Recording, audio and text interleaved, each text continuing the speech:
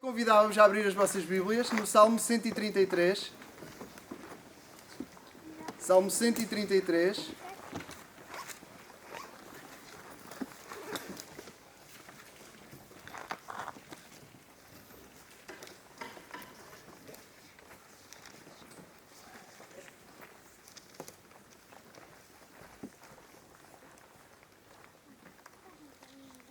Diz assim a palavra, através de David.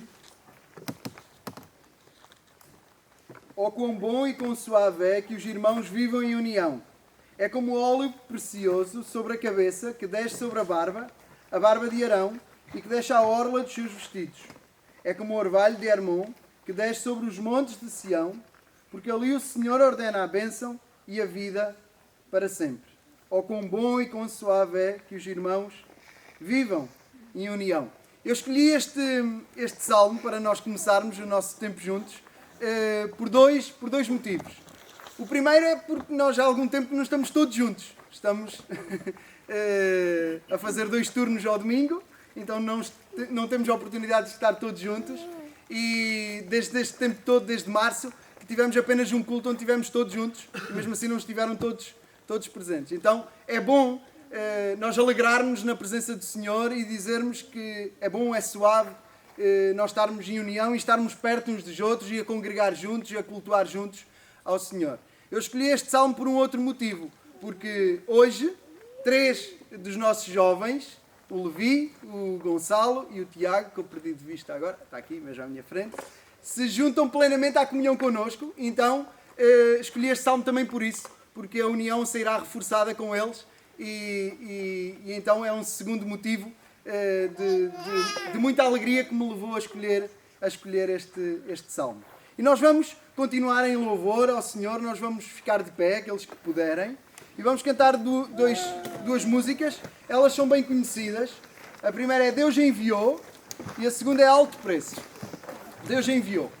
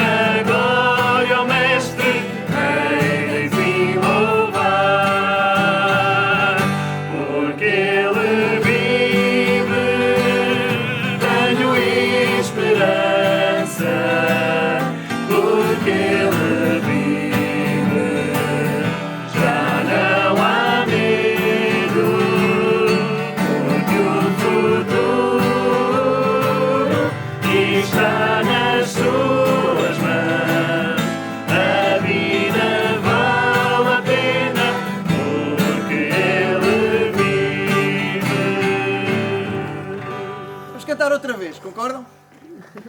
Concordam muito? Deus enviou seu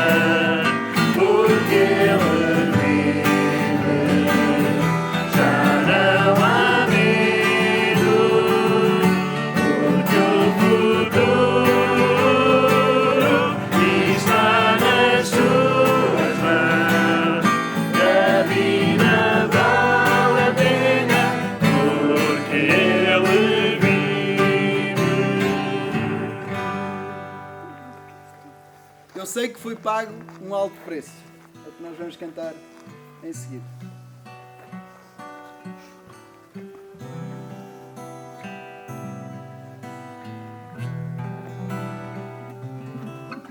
Eu sei que foi pago um alto preço para que contigo eu fosse o meu irmão. Quando Jesus derramou a sua vida, Ele pensava em mim. Ele pensava em mim, pensava em nós. Eu sei que foi pago um alto preço para que contigo eu fosse o meu irmão. Quando Jesus derramou a sua vida, Ele pensava em mim, Ele pensava em mim, pensava em nós, e nos via redimidos por seu sangue, lutando o bom combate do Senhor, lado a lado trabalhando, sua igreja edificando e rompendo as barreiras pelo amor. E na força do Espírito Santo nós proclamamos aqui que pagaremos o preço de sermos um só coração do Senhor. E por mais que as trevas militem e nos tentem separar, com os nossos olhos em Cristo, unidos iremos andar. E na força do Espírito Santo nós proclamamos aqui que pagaremos o preço de sermos um só coração do Senhor. E por mais que as trevas militem e nos tentem separar, com os nossos olhos em Cristo, unidos iremos andar. Unidos iremos andar. Unidos iremos andar. Vamos orar, vamos falar com Deus. Pai Santo, nós te queremos louvar, queremos adorar, queremos exaltar o teu nome, Senhor, conforme cantamos, Senhor. Realmente aquilo que nos pode dar esperança é o facto de Jesus estar vivo, aquele que pagou o alto preço, que se entregou à morte por nós. Ele venceu a morte, Ele está vivo e pode dar vida a todos os que se chegam a Ele, Senhor. Nós te louvamos, te adoramos, Senhor. Pedimos a tua bênção para cada um de nós aqui, pedimos a tua bênção para a tua igreja em Partilhó, Senhor. Pedimos a tua bênção para todos aqueles que nos visitam aqui esta manhã e pedimos a tua bênção de forma especial para o Levi, para o Gonçalo e para o Tiago, Senhor. Te rogamos por eles de forma especial, Senhor. Vem falar connosco durante esta manhã, Senhor, através de tudo o que vamos dizer, falar, cantar, em tudo que tu possas falar com o teu povo, estar na direção de todas as coisas e possas abençoar-nos, Senhor. Fala-nos de forma especial através da tua palavra. Vamos abri-la agora em seguida, Senhor. Abençoa o David, ajuda-o para que ele possa falar guiado por ti, que seja a tua palavra a falar com toda a autoridade, poder e clareza, e que os nossos corações possam estar prontos para ouvir e guardar, Senhor. Nós te rogamos, Senhor, por estes tempos, por este momento que vamos passar agora em seguida, Senhor. Que realmente tu possas animar, possas fortalecer, possas alimentar a fé, possas corrigir, possas exortar. Tu podes fazer, através da mesma palavra, tu podes fazer a obra em cada coração, de acordo com as necessidades de cada um, Senhor. Abençoa este tempo, Senhor. Nós queremos estar na Tua presença com alegria, com gratidão, gratos por tudo o que tens feito, confiados em tudo o que ainda vais fazer, Senhor, e queremos estar com temor e tremor na Tua presença e ouvir a Tua voz e estar contigo, Senhor. Recebe o nosso louvor, que vem das nossas vozes, que ele venha também dos nossos corações, Senhor. Recebe-o por Jesus Cristo, pelo Teu Espírito. Nós oramos sabendo que não merecemos nem sequer falar contigo, nem sequer estar na Tua presença, Senhor. Mas sabemos que é por Jesus, aquele que se entregou por nós, aquele que ressuscitou também por nós, e aquele que um dia virá também por nós para nos levar. Nós oramos no Seu nome e para a Tua glória. Amém. Amém. Ora bem, vamos lá ver, estão-me a ouvir aí atrás. Eu não falo tão alto como o Samuel, quer dizer, eu até consigo falar, só que a minha voz depois não dura o tempo todo. Nós hoje estamos aqui para batizar 3 dos nossos irmãos, para aqueles que também são filhos de Deus. E por isso nós hoje vamos falar indiretamente do que é e do que implica ser batizado, mas vamos falar diretamente acerca do que é ser família. E nós vamos para isso, vamos ver em Efésios, em particular vamos ler o capítulo 3, versículos 14 até o capítulo 4, versículo 6. Mas vamos depois prestar atenção apenas a alguns versículos. E hoje eu já deixo o aviso, não é, que isto é um tema que seria tão amplo, Fanny, deixem-me prestar atenção às horas, que o objetivo, em certa medida, é deixar as bases para que possam refletir também depois em casa e ler Efésios também já de outra forma e aplicar aquilo que não temos tempo para aplicar hoje e para pensar em todas as implicações. E por isso eu não vou ser exaustivo, mas vou dar alguns tópicos do que era também o conceito de família nos dias de Paulo, para nós percebermos melhor o que é que ele está aqui a dizer em Efésios. Família era tudo e todos os que estavam debaixo da autoridade de um pater familias. Isto era a expressão latina, que quer dizer basicamente pai família. Só um pai, ou seja, só um homem, podia ser pater familias. Para ser mais fácil compreender, e porque se presta o número do agregado familiar, se presta a vários exemplos, eu vou usar o Rui como ilustração desta família. Então, o Rui seria o pater familias da sua família. A família do Rui seria, por um lado, todos os bens, todas as terras, todas as casas, todos os escravos, né? Estamos a pensar na Roma, no tempo de Roma, todos os escravos dele e dos seus filhos, tudo pertenceria a ele. Não estava nada, ninguém abaixo do pater familias podia ter alguma coisa no seu nome. Era tudo propriedade do pater familias. Por outro lado, a família, além deste lado de coisas, em que os escravos estavam incluídos, na altura, a família eram todas as pessoas que também eram propriedade, digamos assim, de uma forma simplista, propriedade do pater familias. A Júlia, os filhos, as noras, os netos, todos estavam debaixo da autoridade do pater, neste caso, do Rui. Ele teria poder total sobre a sua família. Ele até poderia matar, ele tinha o poder de morte sobre os seus filhos. Não era um poder absoluto, porque havia normas no direito romano que estabelecia algum controle, mas ele tinha esse poder. Mas, por exemplo, ele decidia quem se podia casar com quem. Por exemplo, dia 30, ele chegava, olha, esqueça. Para o bem da Marina, eu decido outra coisa. Não, estou a brincar, obviamente.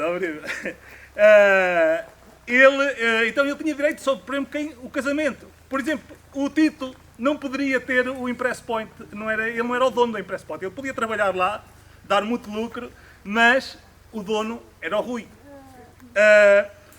O pater familias também, neste caso o Rui, pegando no Rui, teria também, por outro lado, toda a responsabilidade de sustento da família e toda a responsabilidade civil pela sua família. Por exemplo, se o Levi roubasse alguma coisa, era o Rui que ia responder por isso, não era o Levi. O Rui é que ia responder, era ele responsável Ele tinha os direitos, mas ele também tinha os deveres.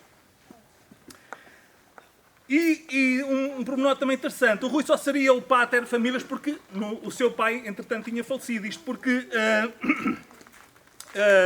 só era sempre o homem mais velho que era o pater familias. Por exemplo, o Samuel, assim como todos os filhos homens, só poderiam passar a ser pater familias, ou seja, pai de família, chefe da sua família, quando o Rui morresse. Pegando outra vez no exemplo, por exemplo, o pater familias da Marina, neste momento, seria o Tomané.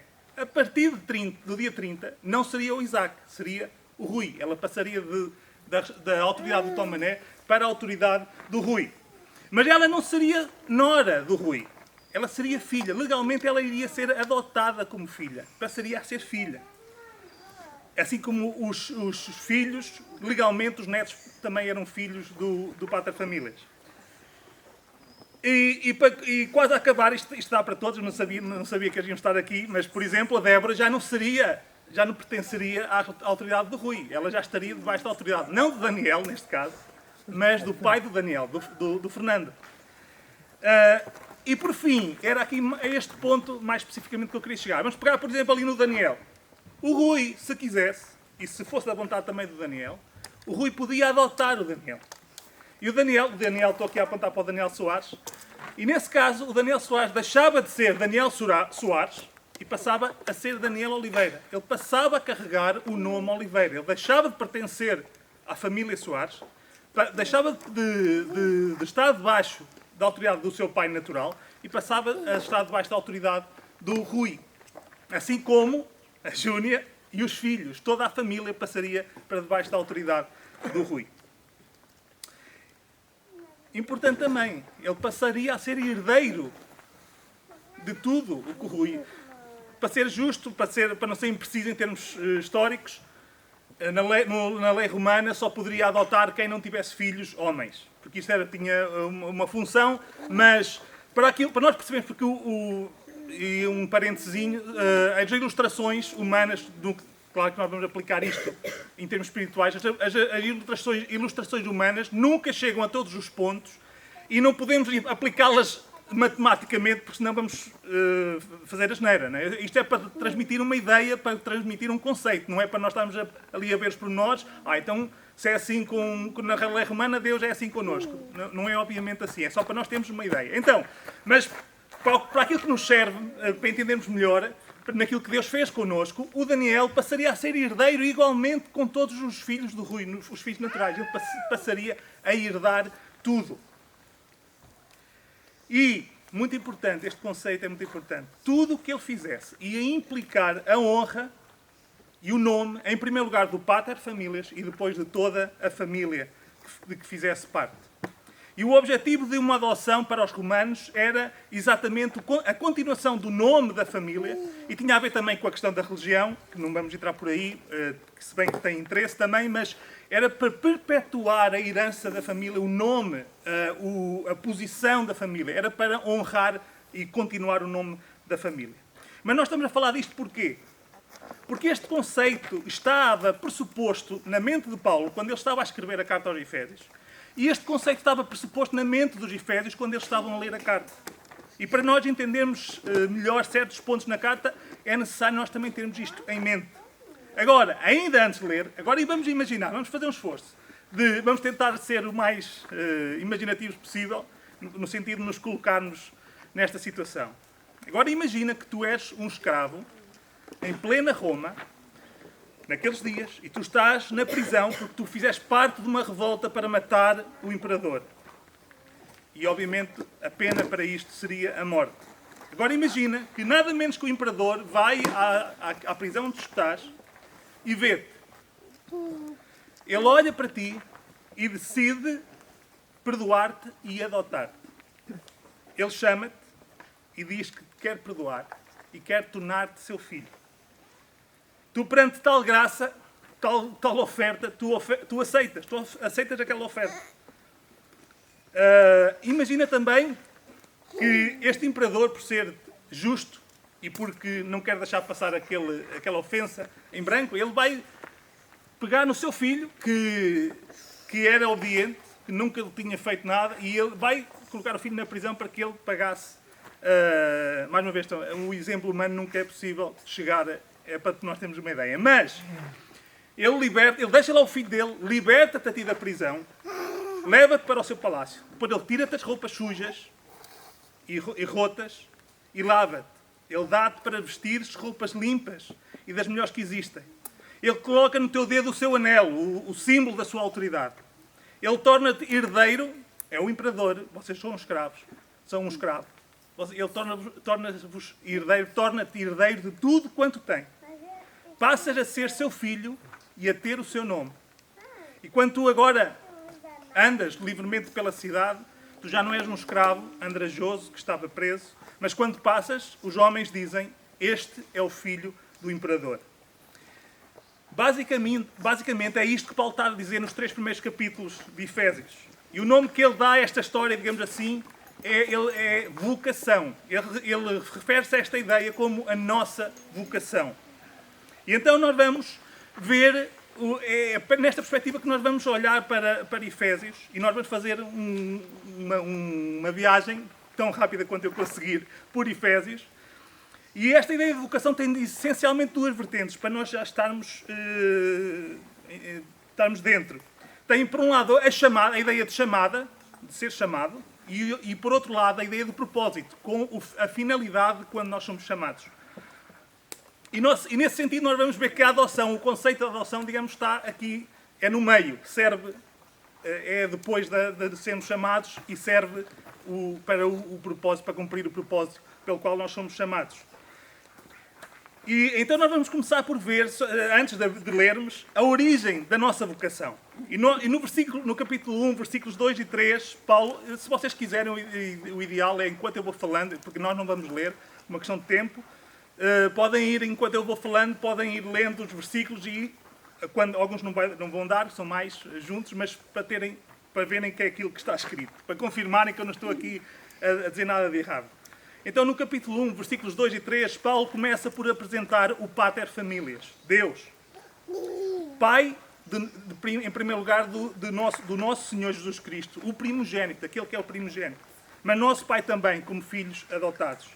No versículo 15, logo a seguir, Paulo diz-nos que na eternidade passada Ele nos elegeu e nos predestinou para filhos da adoção. Nós em Romanos vemos que Deus, os que de antemão conheceu, né? Ele olhou para nós e decidiu adotar-nos.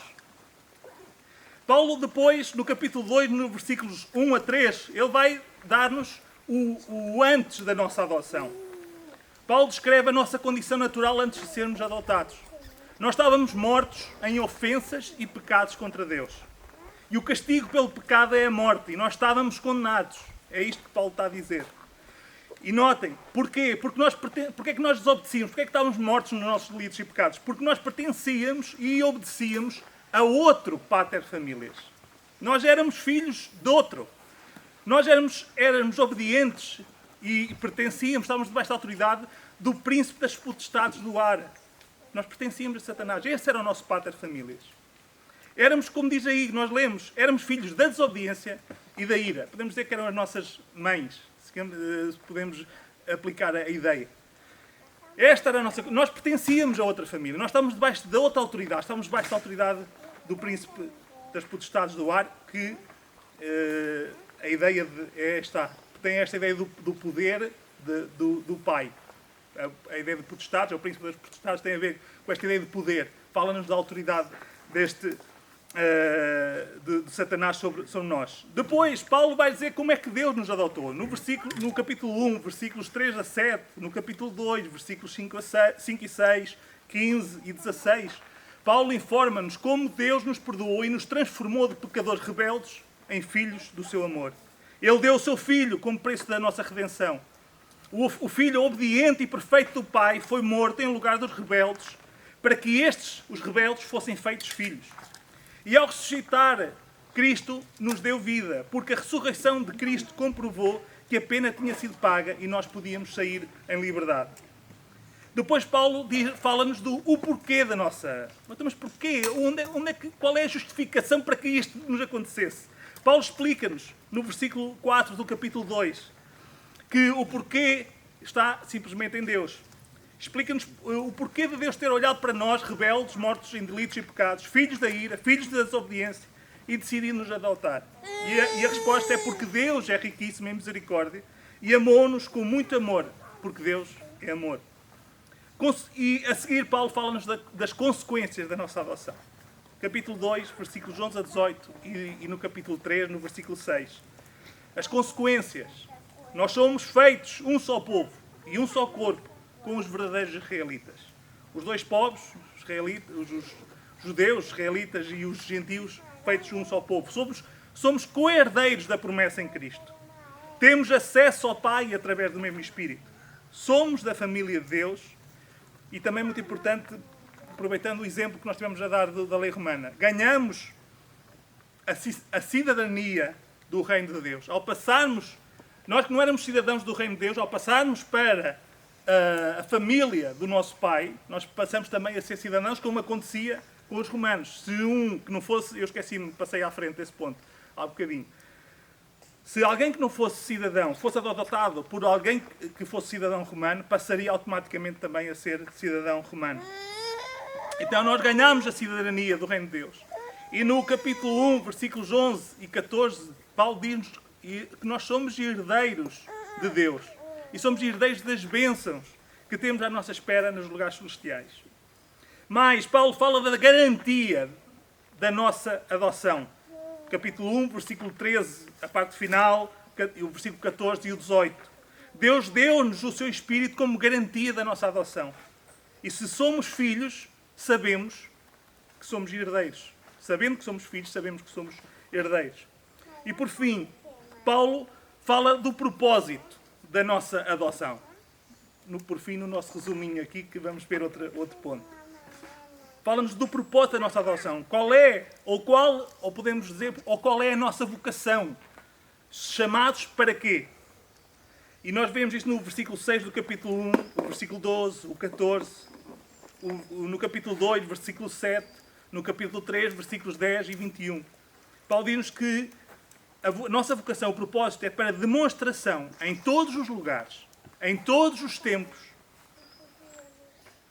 a todas as criaturas, sejam com consciência, eu disse aqui, eu pus como consciência, criaturas como consciência, homens, anjos, fiéis a Deus ou os rebeldes, é para demonstração em todos os lugares, em todos os tempos, a todas as criaturas com consciência, das abundantes riquezas da graça de Deus, da multiforme sabedoria de Deus e para louvor da sua glória. Este é o propósito. E então nós chegamos ao último ponto, digamos, destes aqui, nós chegamos às condições / implicações da nossa adoção / vocação. Primeiro, as condições. Em que é que se baseia a nossa vocação, digamos, podemos dizer assim, os fundamentos. E então, nós vamos ler, agora sim, é uma introdução um pouco comprida, vamos ler, mas calma que é praticamente metade da pregação, é a introdução. Então vamos ler no capítulo 3, eu creio que você a maior parte já abriu, e vamos ler do versículo 14, então, até ao 4, 6. Então, e diz assim a palavra de Deus. Por causa disto me ponho de joelhos perante o Pai de nosso Senhor Jesus Cristo, do qual toda a família nos céus e na terra toma o nome, para que, segundo as riquezas da sua glória, vos conceda que sejais corroborados com poder pelo seu Espírito no homem interior, para que Cristo habite pela fé nos vossos corações, a fim de que, estando arraigados e fundados em amor, poderdes perfeitamente compreender com todos os santos qual seja a largura e o comprimento e a altura e a profundidade, e conhecer o amor de Cristo, que excede todo o entendimento, para que sejais cheios de toda a plenitude de Deus. Ora, aquele que é poderoso para fazer tudo muito mais abundantemente, além daquilo que pedimos ou pensamos, segundo o poder que em nós opera, a esse glória na Igreja, por Jesus Cristo, em todas as gerações, para todo o sempre. Amém. Rogo-vos, pois eu, o preso do Senhor, que andeis como é digno da vocação com que fostes chamados, com toda a humildade e mansidão, com longanimidade, suportando-vos uns aos outros em amor, procurando guardar a unidade do Espírito pelo vínculo da paz. Há um só corpo e um só Espírito, como também fostes chamados em uma só esperança da vossa vocação. um só Senhor, uma só fé, um só batismo, um só Deus e Pai de todos, o qual é sobre todos e por todos e em todos vós. Deixa eu ver se isto não vai ao chão. Então nós vamos ver as condições, as bases, os fundamentos. Nós começamos no capítulo 3, versículo 14 e 15, e depois no 4, 6 nós vemos, em primeiro lugar, que há um só pai das famílias, que é Deus. Deus, diz-nos aqui, Deus é pai de todos. Ou seja, não há filhos e enteados. Todos somos chamados, todos nós, os filhos de Deus, somos chamados pelo mesmo nome de família. Ao mesmo tempo, cada um de nós, particularmente, é portador do nome de Deus. Lembra-se do exemplo do imperador, do escravo que andava pelas ruas? Era suposto, ao passarmos nas ruas, não quer dizer que fosse audivelmente, mas que dissessem, lá vai um filho de Deus. Que, em vez de ser lá vai o filho do imperador, lá vai um filho de Deus. É esta a ideia. Deus, além que Deus é pai de todos, diz-nos aqui que Deus é sobre todos. Só Ele tem todo o poder e toda a autoridade sobre a sua família. Toda a família está debaixo da sua autoridade. Mas diz-nos que Deus é por todos, ou talvez a tradução para nos ajudar seria através de todos. Deus usa todos no serviço da sua casa. Todos os que pertencem à família são usados no serviço, no trabalho da casa. Ninguém é deixado sem trabalho ou sem utilidade. E por fim diz-nos que Deus é em todos. A prova de que todos os filhos são iguais para Deus é que Deus habita em cada um pelo seu Espírito, pelo Espírito Santo. Deus é em todos. Mas, além de haver um só Pai, um só Pater Família, há também um só Senhor, que é o primogênito, digamos assim, podemos dizer, o nosso irmão mais velho, Jesus Cristo. Jesus também, Paulo apresenta-nos aqui ao longo da carta que Jesus é o Senhor da Igreja, o cabeça. E também nos diz aqui que há uma só fé. É só em Cristo que nós cremos. E todos nós somos salvos da mesma forma. Todos somos salvos pelo mesmo Salvador. E há um só batismo. O batismo, mais uma vez, é igual para todos. Todos fomos batizados no Espírito Santo quando cremos. Todos fomos sepultados com Cristo e todos com Ele ressuscitamos no momento em que nós cremos. E todos nós devemos ser batizados, aqueles que creem, aqueles que são filhos de Deus, isto está sempre pressuposto, todos nós devemos ser batizados na água como expressão visível do batismo espiritual. E como diz aqui, havendo só um batismo, não é necessário mais nenhum batismo. Seja no sentido espiritual, seja no sentido visível, não há necessidade de mais nenhum batismo, há só um batismo. E há um só Espírito. Diz-nos aqui, há um só corpo. É o Espírito Santo que dá vida ao corpo. Nós fomos para Coríntios, nós percebemos isto. É o Espírito Santo que dá vida ao corpo pelo funcionamento de cada parte, através dos dons com que o Espírito Santo capacita aqueles que são filhos de Deus. E há uma só esperança da nossa vocação. Ou seja, todos nós temos as mesmas promessas de Deus em relação à eternidade, em relação à redenção final, que é, no fundo, a nossa herança, aquilo que nós vamos receber. Mais uma vez, isto não dá para nós sermos específicos por uma questão de tempo apenas. E agora, já caminhando mesmo para o fim, eu queria que nós pensássemos, nós vimos, digamos, as bases, nós vimos as condições da nossa vocação, e nós vamos ver agora as implicações, que era aqui onde Paulo queria chegar e era aqui onde eu gostava que toda esta introdução e que todo este conceito nos ajudasse a entender, como se fosse um ponteiro que condensasse ali toda a energia para nos fazer entender aquilo que Paulo está aqui a dizer também. São as implicações da nossa vocação, desta nossa chamada e da forma como fomos chamados e do propósito. E isso está no versículo 1, no capítulo 4.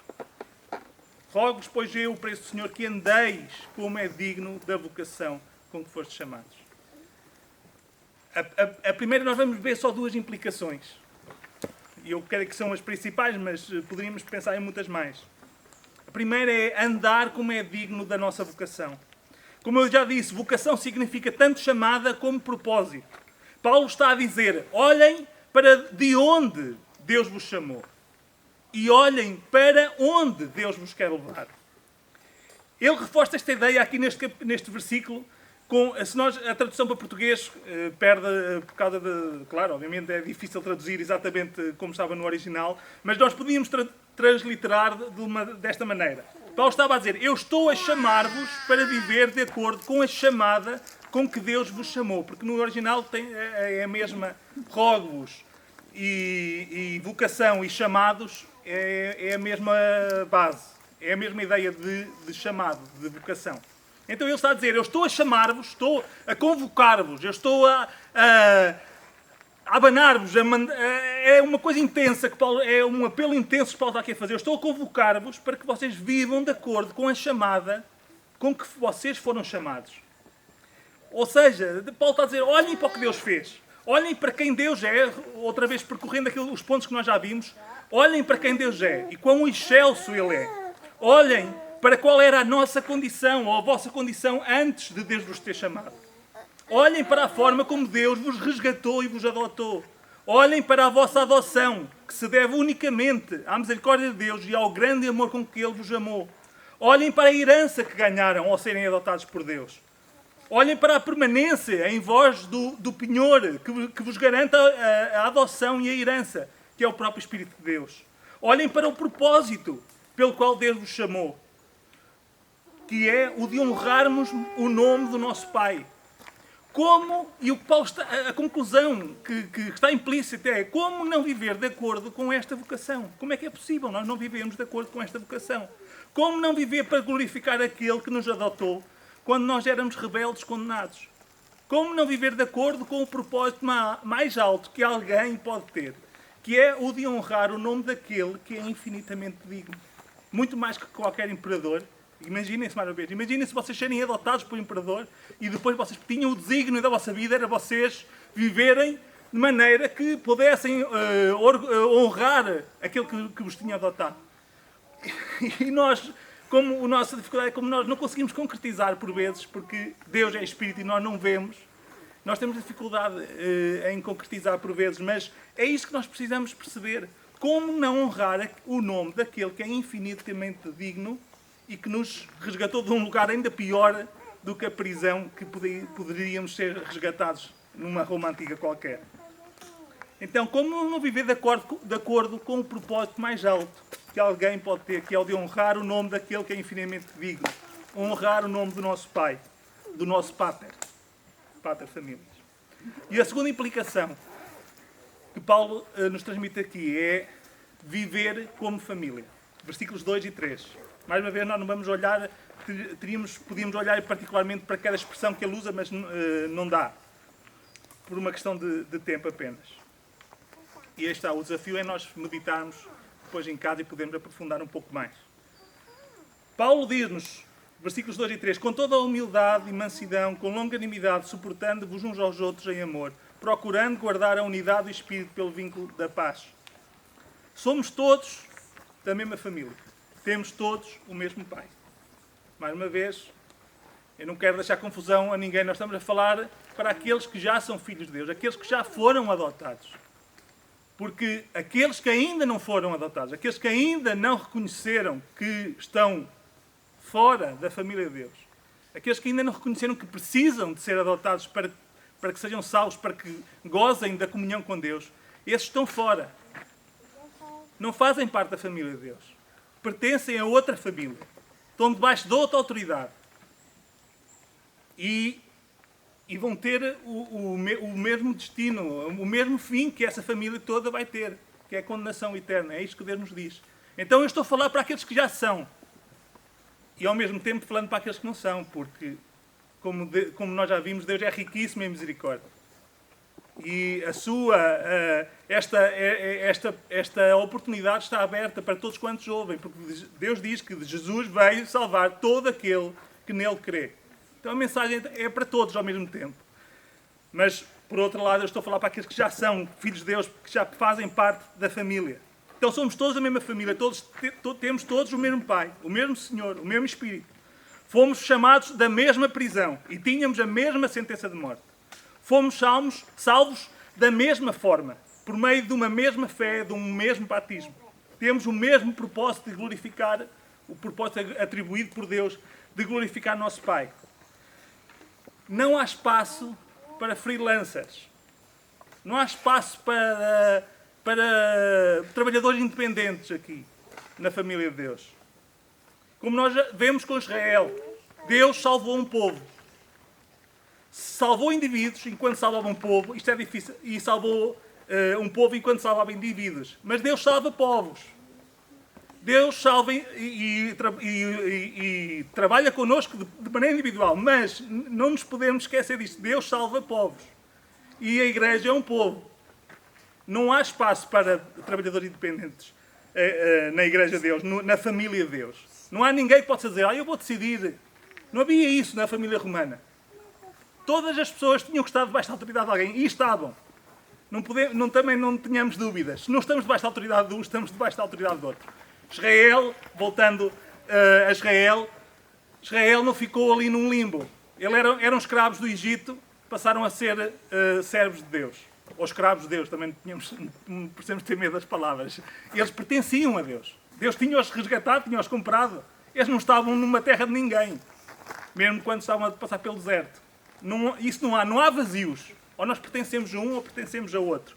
Então, Deus salva um povo. E nós também, como vimos em Êxodo com o Samuel, o sentido que Paulo aqui nos está a dar é que, como nós vimos em Êxodo, amar a Deus, acima de todas as coisas, passa por amar os irmãos como a nós mesmos.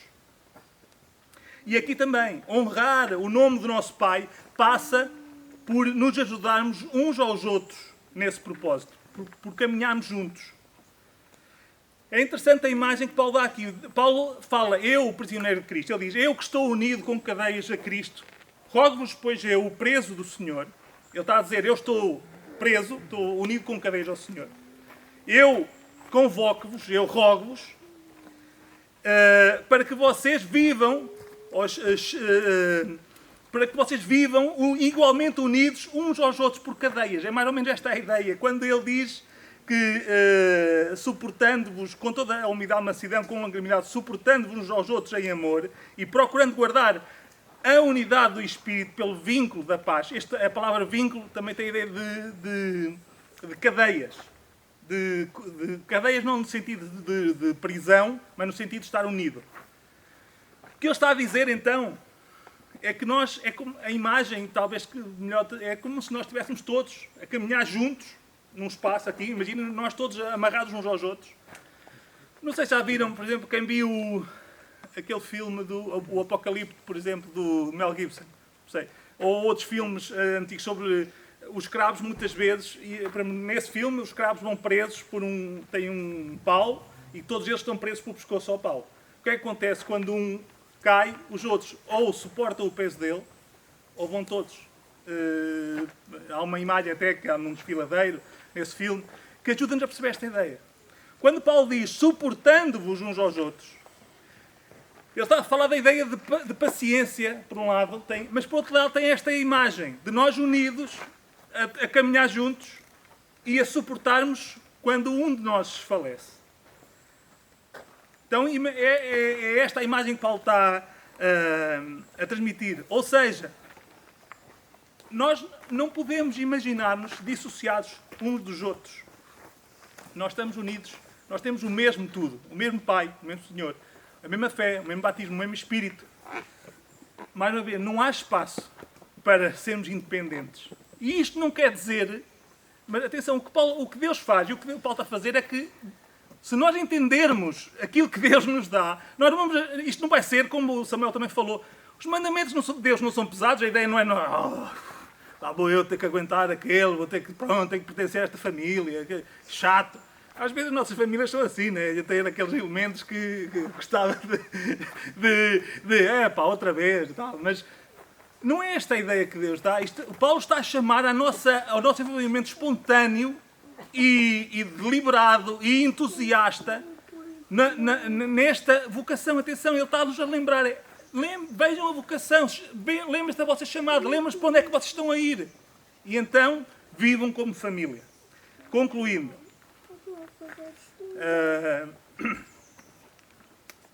e já estou a ultrapassar um bocadinho o tempo. Nós hoje estamos aqui para assistir. Eu vou dar outra imagem, hoje são muitas imagens, não sei se vai ser bom, para não conflituar umas com as outras. Nós, no fundo, hoje estamos aqui para assistir ao nascimento de 3 irmãos nossos. Calma, eu vou explicar. É como quando ali o Isaac, agora a Daniela está a andar com ele por ali. O Isaac existe, não sei exatamente o dia, mas ele só nasceu no dia 25 de novembro. Mas ele já existia 9 meses antes. Mas nós não o víamos. Nós tínhamos assim umas imagens, a primeira ecografia, ele parecia assim um bocadinho um ET. A gente, lá, umas coisas escuras assim, um bocadinho estranho. Ele já existia, mas a gente não o conhecia. Aquilo não era real para nós até um certo ponto. Aquilo, ele. Mas é verdade, nós só tínhamos uma imagem, tínhamos um bocadinho lá aquela 3D, que já dava para ter uma ideiazinha melhor, mas ele, que foi só assim um fragmento, que aquilo fica caro ainda, não quisemos, mas aquilo deu uma ideia, mas não era. Ou seja, a gente só o conheceu quando ele veio cá para fora. Mas ele já existia antes. Isto para dizer o quê? Nós não vimos o novo nascimento do Gonçalo, do Tiago e do Levi. Isso é uma realidade que nós não conseguimos ver. É só Deus, não é? Nós não conseguimos presenciar. Mas o batismo, em certo sentido, é quando nós o vemos chegar cá para fora. É quando se torna visível. Então hoje nós vamos presenciar não o nascimento espiritual, mas nós vamos presenciar um nascimento no sentido que é hoje, que marca a entrada deles no corpo, que é da igreja. Então nós vamos estar a assistir neste sentido a um nascimento. E como eu estava a dizer, é por isso a partir de hoje que eles passam a fazer parte visível da família de Deus. Eles já faziam parte. Se eles creem em Cristo como o seu Salvador, como aquele que deu a vida, que se eles creem como o seu Senhor, se eles percebem o Evangelho, se eles realmente reconheceram a sua necessidade de perdão e se confiaram em Cristo para saldar a sua dívida em relação a Deus, eles já são da família. Mas hoje é a parte visível, digamos assim, é o parto, na nossa perspectiva. E o batismo, entre outras coisas, presta-se esta imagem. Quando eles saem da água, a ideia também é um sepultamento e depois saem com uma nova vida. Ou seja, não dá para nós, não dá para pensarmos em todas as imagens que estão. Mas neste sentido, naquilo que nós estamos a falar hoje, da família de Deus, eles nascem hoje. Mas, se é verdade em relação à igreja, isto é concreto, muito mais forte em relação à igreja, ao núcleo, à parte do corpo de Cristo que é a igreja em Pardilhoa. A nossa família aqui, lá, em todo sítio. Mas nós, os fazemos parte da igreja que se reúne em Pardilhoa. Este é o nascimento deles nesta família, em concreto. O que é que isto quer dizer? É que eles passam a usufruir dos direitos e dos deveres como família. Eles passam a ser responsabilidade nossa, enquanto irmãos deles. Eles passam a ter que prestar contas ao resto da família e a pedir contas também. Eles passam a gozar da responsabilidade, mas também da proteção de pertencer à família de Deus. E se isto é em certa medida, mais direcionado para eles, mas por outro lado, isto é importante para nós todos, para nós percebermos. Porque nós não somos independentes uns dos outros.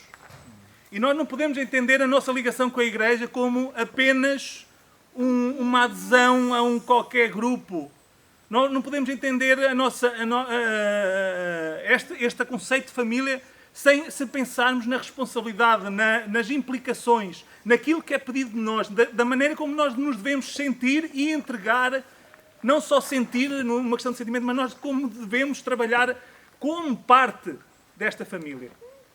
E eu gostava até de ter pensado mais, ter tido mais tempo para pensar mais em implicações e mesmo o tempo não nos permite.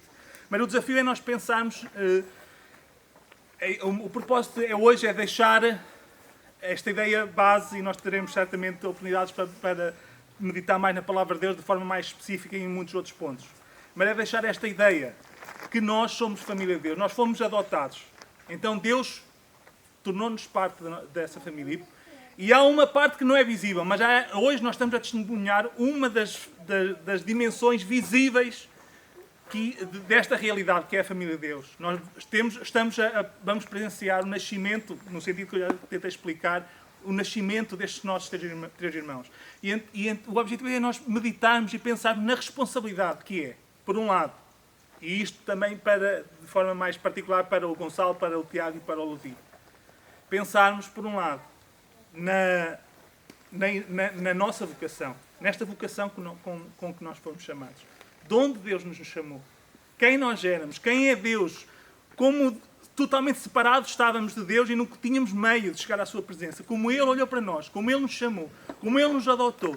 Como Ele nos deu vestes novas. Como Ele nos tornou herdeiros de tudo quanto Ele tem. De tudo quanto é dele. E como Ele nos juntou numa família, num corpo. E como nós temos a responsabilidade, a obrigação, o dever de cuidar uns dos outros, de fazermos os outros pertencer e de nós nos sentirmos pertença, de nós nos gastarmos em trabalhar em favor da família, cuidarmos uns dos outros. E que realmente nós possamos meditar e hoje, ou nos próximos dias, voltar a Efésios e possamos cada vez mais ter consciência da forma como Deus nos chamou, de onde e para onde, e das implicações que isto tem enquanto igreja, enquanto nós, parte desta família, que é a família de Deus, a família que toma o nome de Deus. Que assim seja. Amém.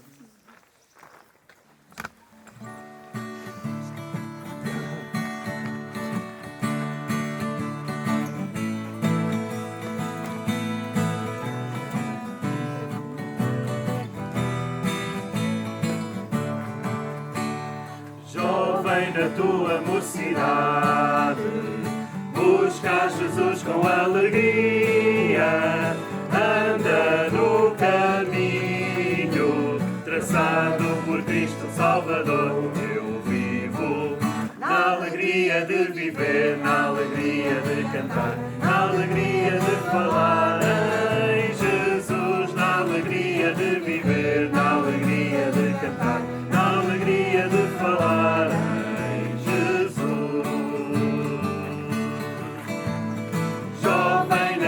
Mocidade, és de Deus um filho amado, tens do Pai a proteção e diz conosco muito amor. Eu vivo na alegria de viver, na alegria de cantar, na alegria de falar em Jesus, na alegria de viver, na alegria de cantar, na alegria de falar.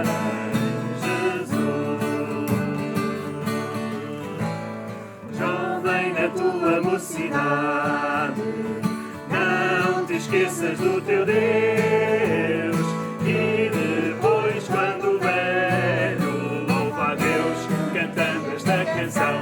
Eu vivo na alegria de viver, na alegria de cantar, na alegria de falar em Jesus, na alegria de viver, na alegria de cantar, na alegria de falar.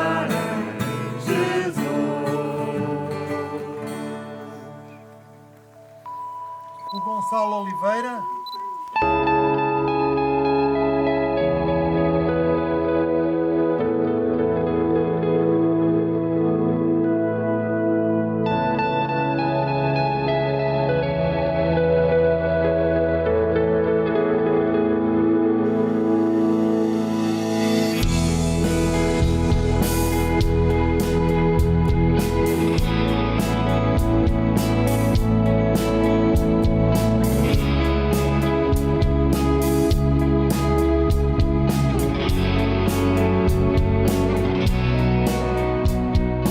Irmão, segundo a tua fé no Senhor Jesus Cristo como teu Salvador pessoal, nós te batizamos em nome do Pai, do Filho e do Espírito Santo. Amém.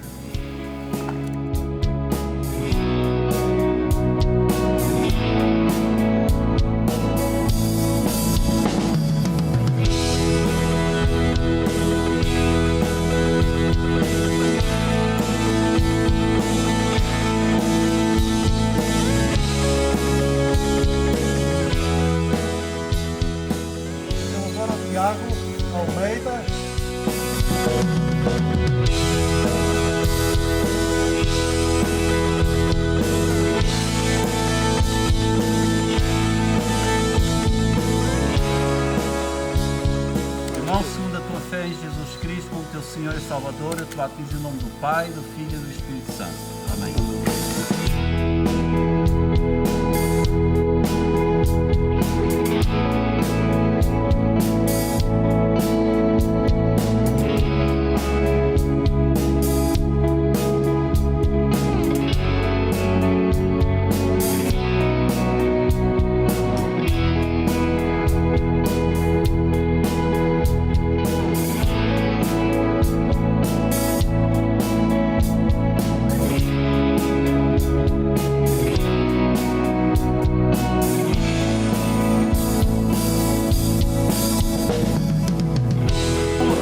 Oliveira.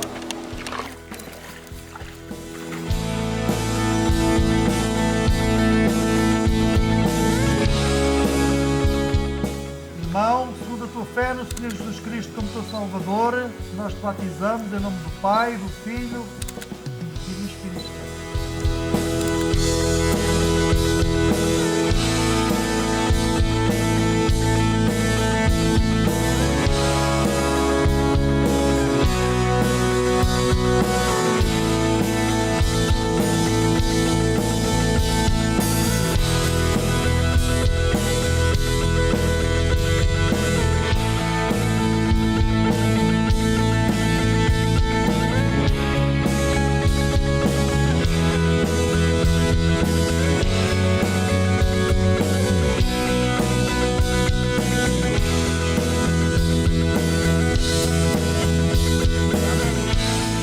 Pai, nós somos gratos porque é privilégio nosso como igreja podermos viver este momento de alegria, de testemunho público dos teus filhos.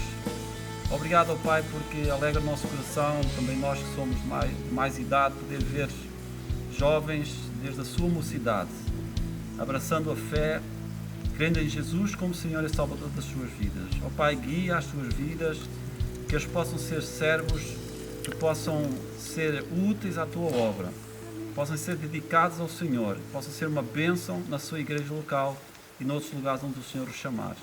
Abençoa-os, usa-os, guia-os por todos os dias da sua vida. É a nossa oração no nome precioso do nosso amado Senhor e Salvador Jesus. Amém. Amém. Como te sentes agora já batizado? Sinto-me... Pá, não sei. Não consigo descrever. Temos aqui os nossos dois, falta o terceiro. Mas não estava... Não estava. Não foi nada. Eu assim que lá, eu disse, oi. Molhado e feliz. Frio, molhado e feliz. Estava boa a água. Não. Ainda mais com roupa, estava melhor. Com roupa melhor, 7 mil vezes.